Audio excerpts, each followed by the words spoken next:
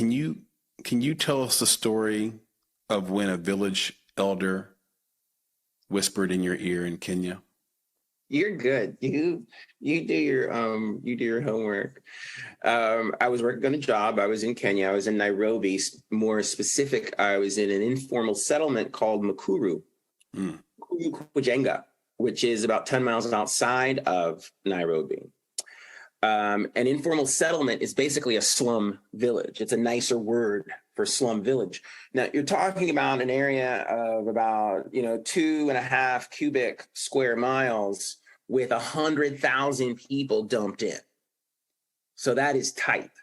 Yeah. And these people are living in shanty huts and they're living in the margins. There's no water, there's no electricity, there's no plumbing. And when you hit this village, you know it. You know it.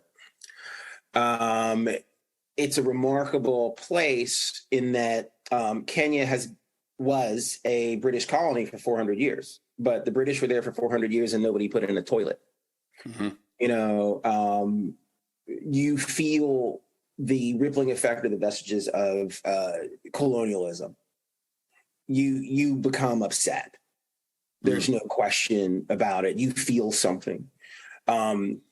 Literally driving in from the airport in Nairobi to my hotel, which was on a plantation, by the way, very lovely, but on a plantation.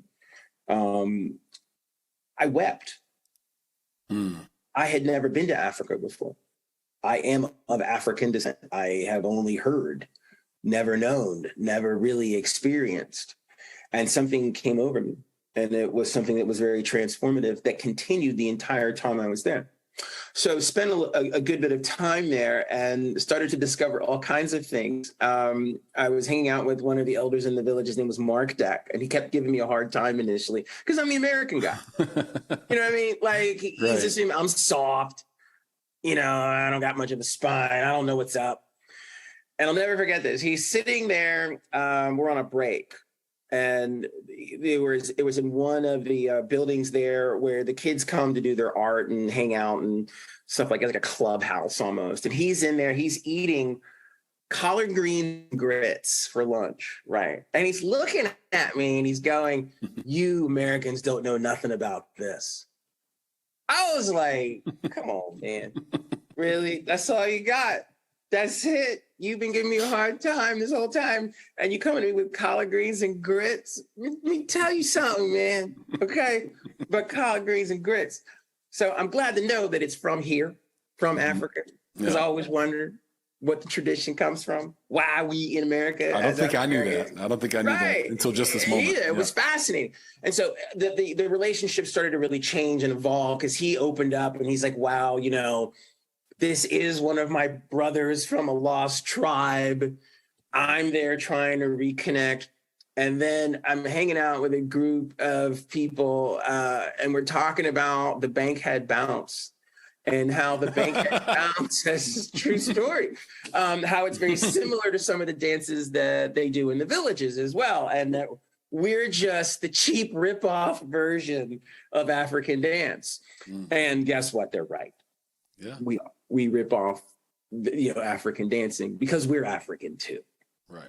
And so Fr3dR1ck comes over to me and he whispers in my ear, he says, "You are more African than you are American, and you should always remember that."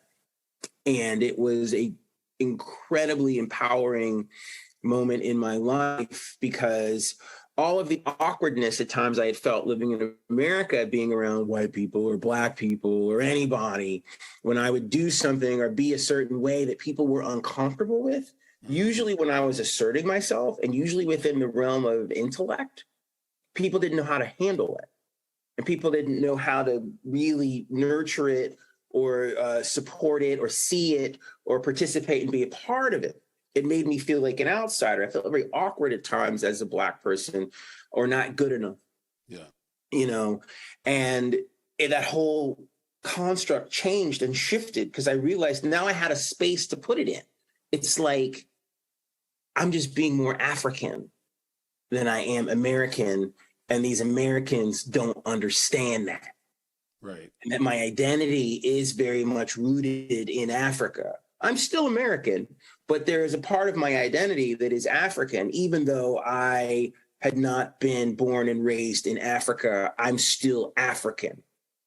And that is something that I've just really brought back with me, that I have this conversation with people over and over and over again, that to sit here and say that I'm American, I'm American, I'm American, I'm American, that's nice, but you're more than that. It's just like when you meet someone that's Italian American, they're like, yeah, I'm Italian American, but I have my Italian heritage, blah, blah, blah, blah, Irish American, Jewish American. Everybody else is, why can't we? Why can't we? Why can't I embrace the part of me that is African and still be American? And that helps me to ground me as far as what I do, what I think, what I feel, and how I connect to the rest of the world and how I identify.